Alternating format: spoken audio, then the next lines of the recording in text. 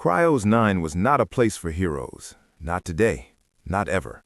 It was a frozen wasteland on the edge of the galaxy, far from the thriving centers of power, tucked away in a forgotten corner where no one dared to go unless they had no other choice. This moon wasn't even marked on most maps. It was a silent, cold graveyard for miners and outcasts, abandoned by those who once sought its riches. Elias Ward had learned to love the silence. As a systems engineer, he found comfort in the hum of broken machines, the quiet loneliness of a place so remote that even the stars seemed too far away. This was where he found refuge. After the riots on Earth, after the cities burned and the governments fell into chaos, Elias had made his choice. He no longer wanted to be a part of a system that cared only about profits and power. Cryos 9, though cold and lifeless, was where he could hide. Just fix his broken systems and keep moving. He should have stayed inside that day, but as the storm approached, something in the static of his helmet's comms made him stop. It wasn't the usual crackle. There was something there, faint and distant, but undeniably a signal. 2 life signs, the kind of signal that no one else would have noticed or cared about, but Elias did, because no one else on this moon was looking for anything, except perhaps a way to escape the frozen hell they lived in. He glanced at the clock. He could ignore it, let the storm pass, let someone else deal with it. But that something inside him, that nagging feeling, pulled him toward the signal. "Damn it," he muttered under his breath, slipping into his suit. Elias knew the rules. Protocols said he should report the signal and wait for rescue drones that wouldn't arrive. Not here, not on Cryos 9. No one cared. No rescue teams, no military support, just a bureaucratic system that took its time sending paperwork after the bodies were cold. So he ignored the protocols, the cold, the voice of reason that screamed at him to stay inside and wait it out. He stepped into the storm, the bitter cold slamming into his face like a physical punch. The wind howled, and the snow lashed at him in razor-sharp streaks. Visibility? Nothing. The world around him was a swirl of white. The scanner flickered, showing the life signs, 2 of them, just a few kilometers away. He had no idea who they were, no idea why they were here or why he should care. But as the storm swallowed him whole, Elias made a choice. He couldn't ignore the signal. Not this time. He pushed through the blizzard, the wind screaming in his ears, the snow so thick he could barely see his own hands. Every step felt like walking through cement. His breath came in sharp, ragged gasps. The cold gnawed at him, threatening to freeze his thoughts, his very will to move. But the scanner pulsed again, closer now, only a few hundred meters away. A flash of light in the distance caught his eye, and Elias's heart skipped a beat. He moved toward it, every muscle in his body aching, pushing through the freezing numbness that threatened to swallow him whole. And then he saw it, a wreck. A transport ridge, crushed, metal twisted and warped, half buried beneath the weight of fresh snow. The sign of a crash. A storm had buried it, but something else, the remnants of a catastrophe, lingered. Elias didn't hesitate. The wind tried to tear him apart as he crawled toward the wreckage, pulling out the thermal cutter from his kit. His hand shook violently, but he worked with precision, slicing through the thick metal. He was running out of time. The life signs were fading fast. The sisters, whoever they were, weren't going to survive much longer in this storm. He could feel the cold creeping into his bones, but he couldn't stop. The cutter screeched as it tore through the metal, sparks flying in the harsh, icy wind. Minutes turned into what felt like hours as Elias dug deeper into the wreckage. His breath came in short bursts, but he couldn't stop. He wasn't going to let them die. Finally, a hollow sound. The last layer of metal fell away, and there they were. 2 figures, frozen, lying beneath the snow, tangled together in a final desperate attempt to keep warm. 2 alien sisters. Their skin shimmered faintly beneath their torn survival suits, pale violet and silver streaked with frostbite. One of them had wrapped herself around the other, her arms locked tightly, still holding on, still protecting, even in death. Elias didn't think. He just moved. He ripped open his emergency pack, grabbing heat packs and pressing them against their chests, their necks. Their vitals were weak, barely there. He could feel their heartbeats, so slow, so faint, but they were alive, for now. "Stay with me," he muttered, though he knew they couldn't hear him. He lifted the smallest sister first. She was lighter than he expected, almost too light. It took all his strength to carry her, the wind so fierce that it nearly knocked him over. He stumbled forward, each step harder than the last, but he couldn't stop, not now. By the time Elias reached the shelter, his body was numb, his strength spent. He collapsed inside, the door sealing behind him, and the warmth of the shelter washed over him.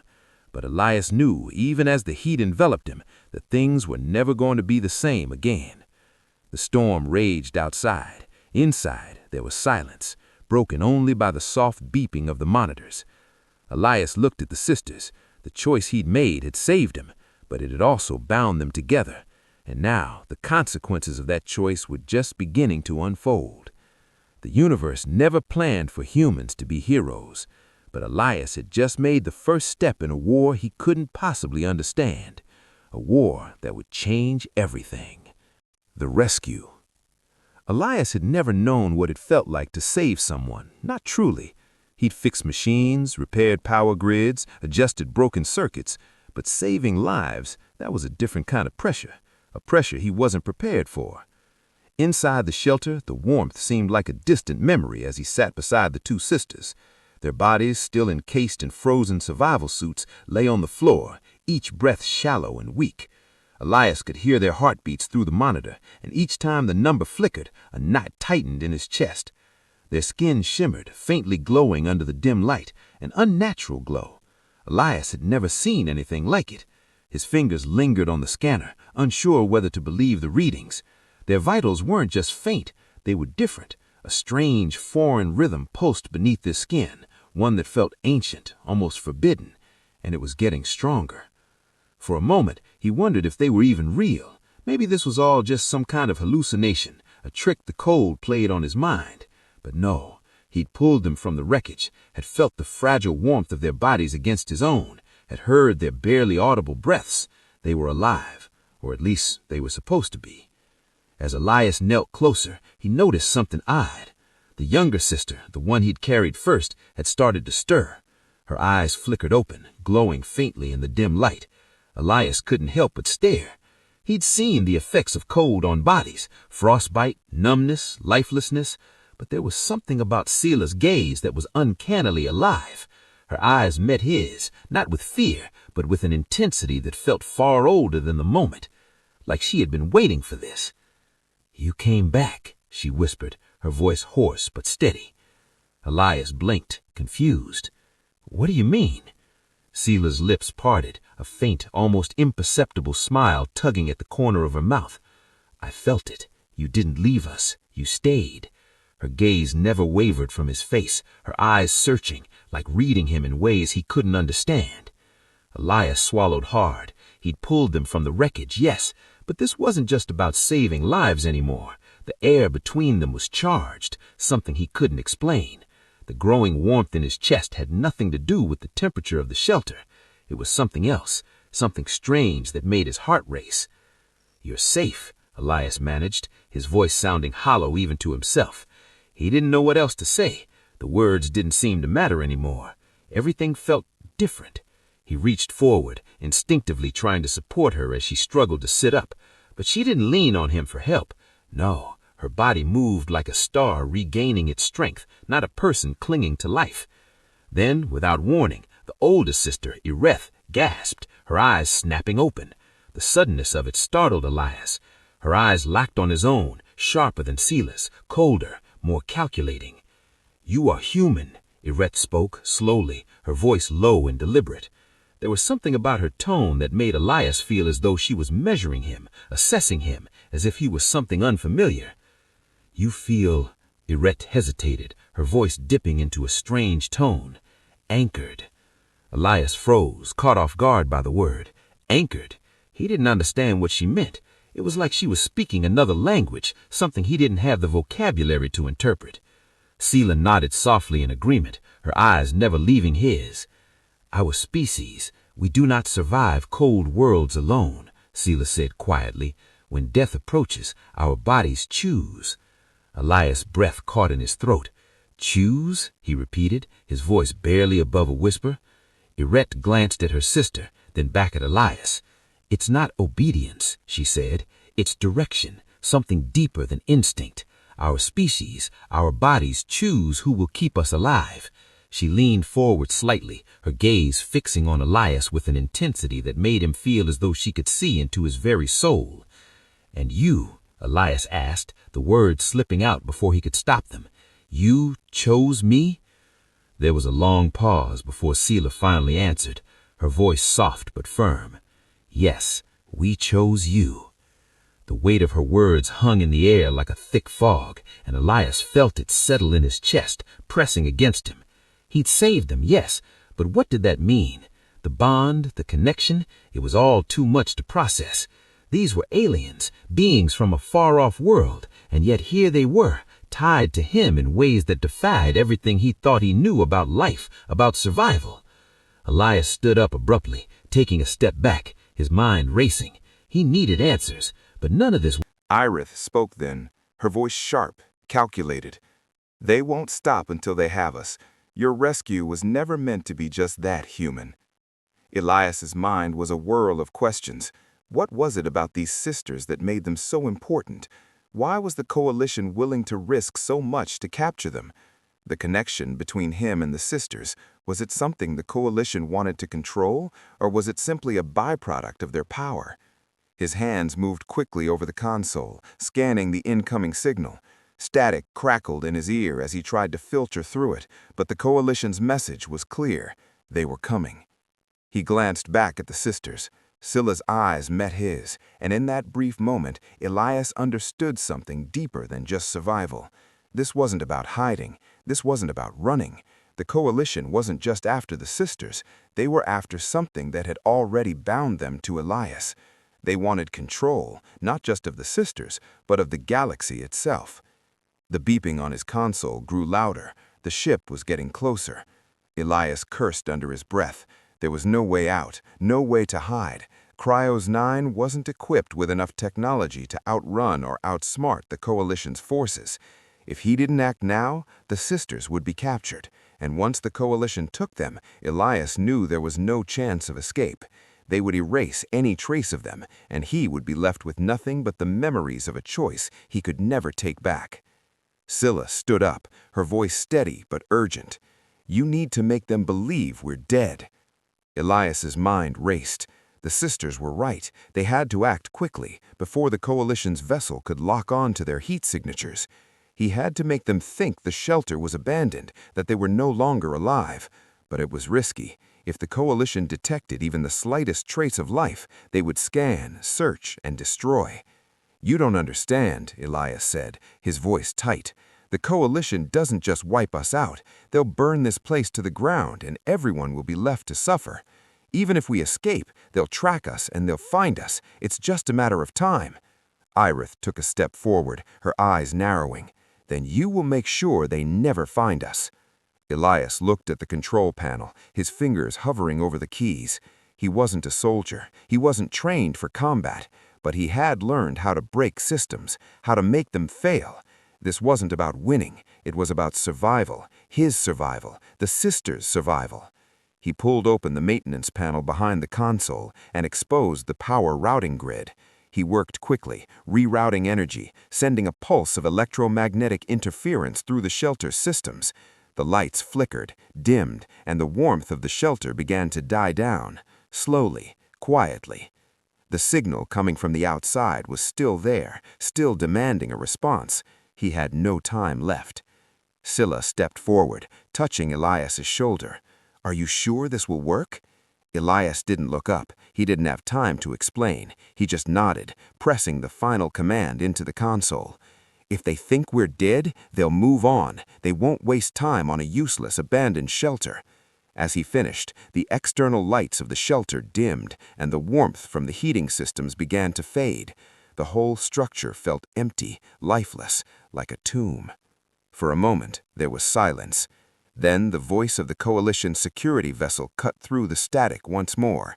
"Shelter signature remains unregistered. Life signs unclear. Prepare drone scan." Elias's chest tightened, but he didn't flinch. He had done it. He had made them believe.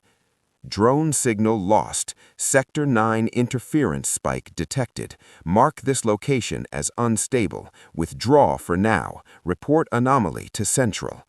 Elias stood frozen, his breath caught in his throat. The coalition was pulling back, but it wasn't over. Not yet. The storm outside roared louder as Elias turned to face the sisters. "We've bought ourselves some time," he said, though the words felt hollow. But there was no time to rest. They had evaded one threat, but the bigger one was already on its way, and they would have to face it together. The escape. The silence inside the shelter was unnerving. The coalition had withdrawn, but Elias knew it wouldn't last. They were only one misstep away from being discovered. The storm still howled outside, but inside, the stillness felt suffocating, as if the walls themselves were holding their breath. Elias didn't sit, he didn't rest, he paced, his mind running through plans and contingencies, weighing each one like a broken scale. The sisters were huddled together on the floor, their breath steady, but their eyes alert, always watching him as though they could feel the weight of the next decision. They couldn't stay here. Elias had no illusions. The coalition might have pulled back now, but it was only a matter of time before they regrouped. If they found this shelter again, they wouldn't be so easily deterred. This wasn't just a failed rescue anymore. It was a symbol, and symbols had a way of drawing attention. Scylla broke the silence, her voice calm but filled with an urgency Elias couldn't ignore. "We can't stay here. They'll come back. They'll keep looking." "I know," Elias replied, his fingers twitching with nervous energy as he glanced at the map on the wall. It was outdated, old tech, but it still marked the paths through Cryos 9. There were old mining tracks that led across the frozen plains, tracks that ran out to a forgotten relay station. If they could reach it, Elias could send a signal, something untraceable, something the coalition wouldn't expect. But that was the problem. The coalition didn't expect it. They didn't expect anyone to fight back, and that's what made them dangerous. Iris stood up slowly, her expression unreadable. "You don't have to explain it," she said, her voice softer now, but no less intense. "We will move with you, but you must understand, this won't be easy. If they find us, you won't be able to protect us forever." Elias met her gaze, and for the first time, he saw something in her eyes that made his heart race, a cold, quiet certainty. These sisters weren't just survivors, they were fighters too, and whatever fight was coming, they weren't going to back down. "We won't need to protect you," Elias said, more to himself than to them. "We'll protect each other." The weight of those words lingered in the cold, thick air. Elias wasn't a hero. He wasn't even sure he was a survivor, but he knew one thing. He wasn't going to let them die, not after everything that had happened, not after what he had just learned about the bond between them. Whatever this was, whatever the universe had decided, he wasn't going to let it break them. The sound of wind rattled the shelter's walls as the storm outside began to die down. But even as the blizzard eased, Elias felt the weight of the decision he had to make. The shelter was no longer safe. The coalition might have temporarily backed off, but their sensors would still be active, still searching for a trace of life. It was only a matter of time before they scanned the area again, and when they did, they'd find them. There was no escape unless they moved now. Elias grabbed his coat, pulling it tighter around him as he headed to the storage unit. "We don't have much time," he muttered, pulling out a few emergency packs. His mind raced through what he needed to take: food, medical supplies, anything that could keep them alive long enough to reach the relay station. Scylla moved toward him, her gaze soft but determined. "You have a plan?" she asked, her voice barely above a whisper. Elias hesitated, his hand resting on a supply kit. "I think so," he said, though the words felt hollow. It wasn't a plan, not really. It was a gamble. The only way out was to use the old mining tracks and hope the coalition wouldn't think to look there. They'd be exposed, but the rail system was still running on old power. If they could get far enough, they might just have a chance. "Stay low, move fast," Elias said, the words coming out of his mouth like a command. He couldn't afford to falter now. The sisters needed him to be strong. Irith's eyes met his, and for the first time there was something like respect in her gaze. "We will follow you," she said, "but remember this, when we leave this shelter, we leave everything behind. There's no going back." It was the truth, and Elias knew it. He wasn't just risking his life anymore, he was risking theirs too, and if the coalition caught them, there would be no rescue, no safe place to hide, just a galaxy full of enemies, each one more dangerous than the last. The sound of their footsteps was muffled in the thick snow outside, but Elias didn't let himself slow down. The cold was biting, but it wasn't enough to stop him now. The wind seemed to be fighting them with every step they took, but Elias pressed forward. He didn't have time to worry about the storm. It was the least of his concerns. Behind him, Scylla and Irith followed. They were strong, determined, and yet Elias could sense the underlying tension between them. The bond between the sisters and Elias was stronger now, but it wasn't without its complications. The coalition hadn't just been after them, they had been after what Elias had unknowingly become to them. A symbol, a beacon, a human who had chosen to care. The old mining rail system was barely visible in the snow, but Elias knew the way.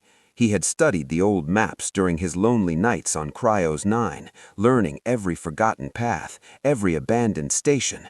The rail line stretched across miles of frozen tundra, leading to Station Greyhawk, a relic of a time when this moon had been useful to the empires, a time long gone. "How far is it?" Scylla asked, her voice strained but steady. "Not far. Just hold on," Elias said, his voice firmer now, even as the cold bit at his skin and his legs threatened to give out. They were nearly there, nearly to the station. But the storm had slowed them down, and Elias knew that with every second they delayed, the coalition. The final stand. The cold of Station Greyhawk seemed to seep into Elias's bones as he stepped into the dimly lit hall. The air was stale, thick with dust and years of abandonment.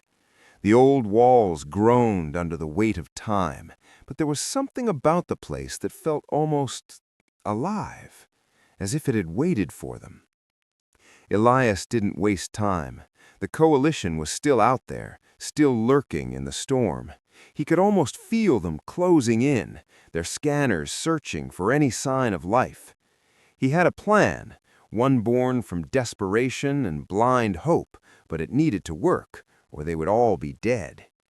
The sisters were with him, but even they could feel the weight of what was coming. They didn't speak, but their presence was a constant reminder that this was more than just a fight for survival. It was a battle for their future. "I've rerouted the power," Elias muttered to himself as he made his way to the control console. He'd pulled apart the old systems with practiced hands, bypassing every failed circuit and broken wire. The transmission relays were decades old, but they could still do the job. It wouldn't be easy, but that wasn't the point. Easy was never an option anymore. Behind him, Scylla stood in the shadows, her breath steady despite the chaos unfolding outside. Irith was nearby, her eyes scanning the room with a predator's focus. The sisters had been silent since they entered the station, their bond to him more pronounced with every passing moment. Elias didn't know what that bond meant, but he could feel it, thick and tangible in the air around them. He couldn't shake the feeling that something was about to break, and it wasn't just the fragile, decrepit systems of the station. It was something bigger, something more dangerous. "Elias," Scylla's voice broke through his thoughts, soft but insistent. "We can't just wait here. If we stay here too long—" "I know," Elias interrupted, his hands flying over the console, pulling up old, forgotten data. "Just a little longer. I have to get the message out before the coalition figures out what we've done. Once they trace us here—" He didn't finish the sentence. There was no need to. The silence in the room was too heavy, filled with the weight of unspoken truths. The monitors flickered to life, and the first pulse of the transmission went out. Elias held his breath, fingers hovering over the keys as the connection began to stabilize. But then, without warning, something else appeared on the screen. A flash of static, then the unmistakable image of a coalition cruiser. It was close, too close. "No!" Elias breathed, his heart pounding in his chest. The coalition had found them. The interference wasn't enough. They were scanning the station's location now, preparing to engage. They would know Elias had lied about the shelter being abandoned. They would know he'd rerouted the power. "We don't have much time," Irith said, her voice a low growl, her eyes narrowing. "They'll be here soon." Scylla's expression was unreadable, her focus entirely on Elias. "What now?" Elias didn't answer right away. He knew they couldn't outrun the coalition. There was no way to escape the cruiser, no way to hide from their sensors. Their only option was to fight back in the one way they knew how: confuse them. "I can't stop them from getting through the scans," Elias said, his voice tight, "but I can make sure they don't find what they're looking for." He quickly switched the console to manual override, pulling up the old system's defense grid. It wasn't much, just enough to mess with the coalition's sensors, just enough to buy them time. Elias set the system to activate a series of false readings, creating phantom signals in every direction. The coalition wouldn't be able to differentiate between the real signals and the fake ones. But it was a gamble, a dangerous one. The coalition would send drones. They'd sweep the entire area, searching for any sign of life. They might not get the sisters, but they'd tear the station apart. And Elias knew that once they were inside, they'd never leave. The coalition didn't just capture, they erased. "Are you ready?" Elias asked, glancing over his shoulder at the sisters. Scylla gave a short nod. Her eyes were calm, but Elias could feel the tension in the air. She had been through too much already. They both had. Irith stood tall, her posture unshaken, but her gaze was fixed on the horizon, as though she could already see the coalition's ships descending from the storm outside. "Do it," Irith said, her voice low and commanding. Elias didn't hesitate. He hit the final command, and the entire system hummed to life.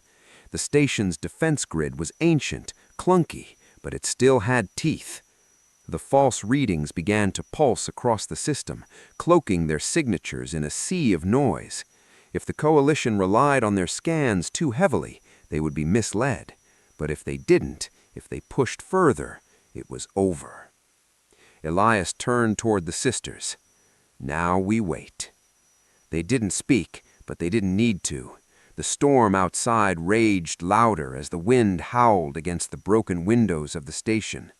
In the distance, the coalition cruiser hovered, scanning, searching, growing closer with every passing second. Elias's pulse quickened as he watched the monitors flicker, the transmission pulse now live. It was a long shot, but it was the only shot they had. And then, the worst thing happened. The coalition cruiser sent a direct hail. A voice broke through the static, cold and mechanical. "This is the coalition flagship. All escape routes are closed. You are ordered to surrender or face immediate termination. Your actions have been noted. Identify yourselves." Elias's fingers hovered over the console again. He knew that they couldn't hide forever. The coalition wasn't just going to let them disappear. But there was one thing they hadn't counted on, one thing he could still use against them. He reached for the transmitter, his fingers steady despite the adrenaline flooding his system. With a deep breath, Elias sent a reply, not to the coalition, but to the galaxy. "I'm Elias Ward, and this is my stand." He sent the transmission out, unfiltered, raw. His words weren't just for the coalition. They were for anyone who might be listening, for anyone who still remembered what humanity stood for. The message wasn't about resistance. It wasn't about war. It was a message of choice. And that is when Elias understood. The coalition had underestimated us. They had underestimated humanity. The Galactic Response. The silence that followed Elias's transmission was deafening. For a moment, he felt like the universe had frozen in time, as if the weight of his words hung in the air, waiting for the universe to react. He stood in the heart of Station Greyhawk, his breath shallow, heart pounding. His fingers were still on the console, ready to send more, but his eyes were locked on the flickering screen, watching the Coalition cruiser as it loomed like a dark omen in the storm outside. The silence stretched, and then, slowly, the static cleared, replaced by a faint hum of activity. Elias's message had gone out, his declaration to stand, to fight for the sisters, for the lives that the galaxy had forgotten.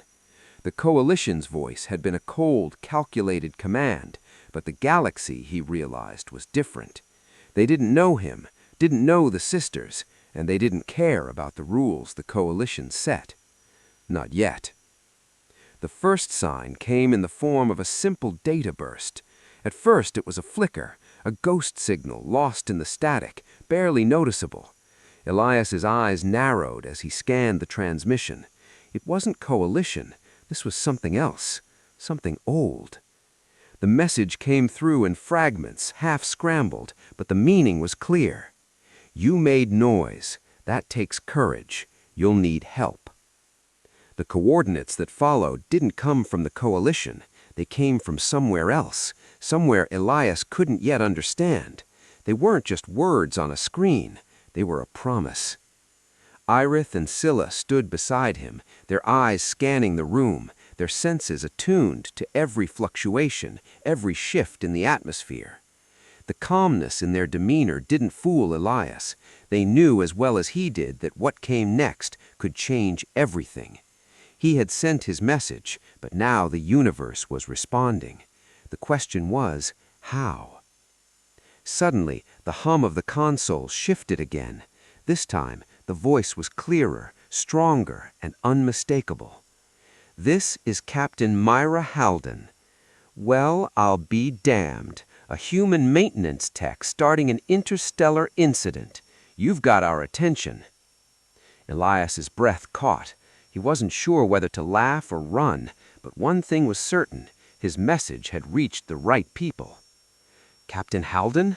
Elias's voice was rough, but it held the edge of something stronger than fear.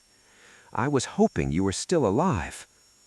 I'm still kicking, Myra's voice came through, calm, amused, but with a sharpness that made it clear she wasn't messing around.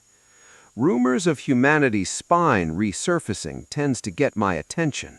Mind explaining why the Coalition is suddenly scrambling over